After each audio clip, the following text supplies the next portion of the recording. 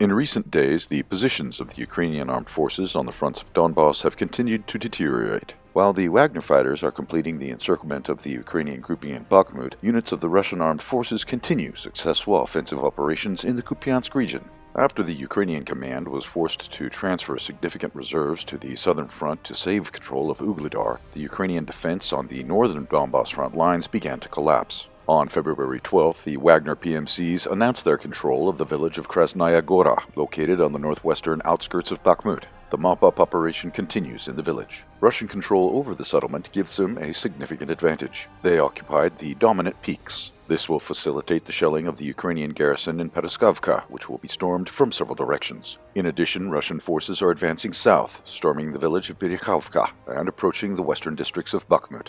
According to preliminary data, Wagner fighters have already crossed the Bakhmut-Slavyansk highway. Their next goal is to take control of the Bidikov Reservoir. To the southwest of Bakhmut, fighting for the Konstantinovka-Bakhmut highway continues. Wagner fighters are approaching Shasov Yar to further surround it. Fighting continues near Stupochki and in Ivanovskaya. The Russian army continues its offensive in the Kupiansk region, which has already led to successes in recent days. Russian forces have occupied several districts of Grinikovka and are advancing from their positions in Garabievka and Travazhanka. Unable to withstand the onslaught, the Ukrainian militants were forced to leave their positions in the village of Duryechne. The town of Dovoechnaye remains under Ukrainian control. To the southeast of Kupiansk, fighting broke out for Kotylyovka and Kislovka. Fighting also resumed in the Black Sea, on the coast of the Odessa region. On the evening of February 11th, a Russian naval drone attacked a bridge in Zatoka. The target was a railroad used for the transfer of Western weapons. As a result, the bridge was heavily damaged. On February 12th, the Ukrainian military also claimed that Russian aircraft dropped 4 bombs on the Ukrainian positions on the island of Zemynye.